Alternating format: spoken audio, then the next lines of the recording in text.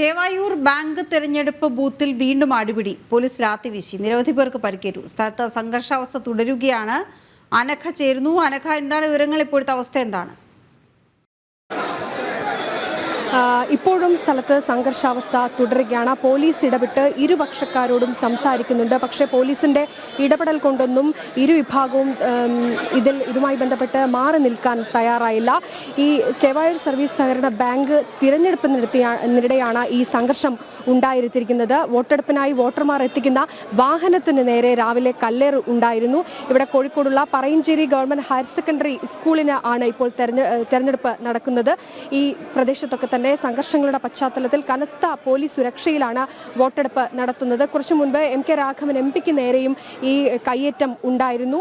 ഇവിടെ മത്സരിക്കുന്നത് കോൺഗ്രസ് പാനലും CPM പിന്തുണയ്ക്കുന്ന കോൺഗ്രസ് വിമതരും തമ്മിലാണ് ഇവിടെ മത്സരം നടക്കുന്നത്.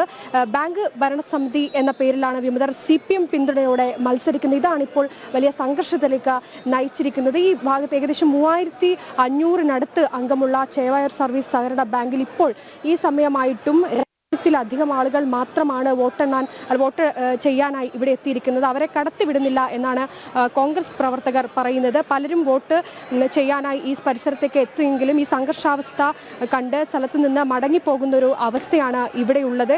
എന്തായാലും സ്ഥലത്ത് വലിയ സംഘർഷാവസ്ഥ തന്നെയാണ് തുടങ്ങുന്നത്. മാത്രമല്ല, ഈ ബാങ്ക് തെരഞ്ഞെടുപ്പുമായി ബന്ധപ്പെട്ട് കള്ളവോട്ട് ആരോപണവുമായി ഒരു വോട്ടർ രംഗത്തെത്തിയിരുന്നു.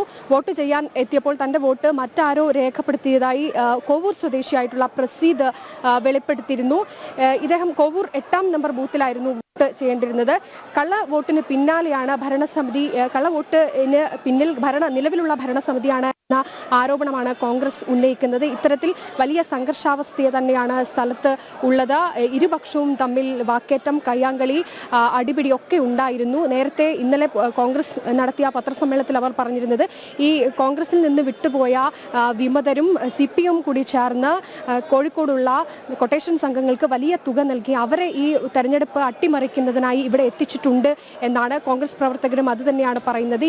ഈ പ്രവർത്തനങ്ങളിലൊന്നും, അല്ലെങ്കിൽ കോൺഗ്രസ് പാർട്ടിയുമായി മറ്റും CPM പ്രവർത്തകരല്ലാത്ത പലരും ഈ പ്രദേശത്ത് തമ്പടിച്ചിട്ടുണ്ട്. അവർ കൊട്ടേഷൻ സംഘമാണ്, അവരാണ് ഈ അക്രമം അഴിച്ചുവിടുന്നത് എന്നാണ് അവർ പറയുന്നത്. ഇപ്പോൾ നിലവിൽ വീണ്ടും വലിയ പോലീസ് സംഘം ഇങ്ങോട്ടേക്ക് എത്തുകയാണ്. സംഘർഷാവസ്ഥ തുടരുകയാണ്.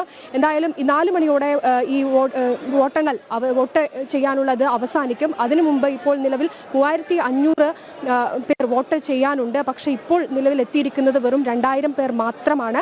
ഇപ്പോൾ കോൺഗ്രസ് ഉന്നയിക്കുന്നത് അത് കോൺഗ്രസ് വിമതരും CPM-ന്റെയും വോട്ട് അവർ ഉറപ്പിച്ചു കഴിഞ്ഞു.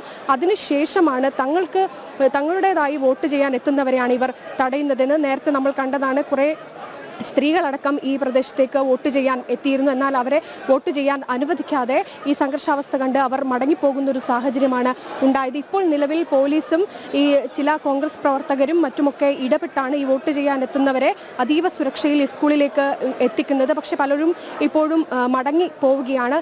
കോൺഗ്രസ് വിമതരും CPM-ഉം ഉറക്കെ മുദ്രാവാക്യം വിളിച്ച് നിൽക്കുന്ന ഒരു സാഹചര്യം കൂടി കുറച്ചു മുൻപ് ഇവിടെ ഉണ്ടായിരുന്നു.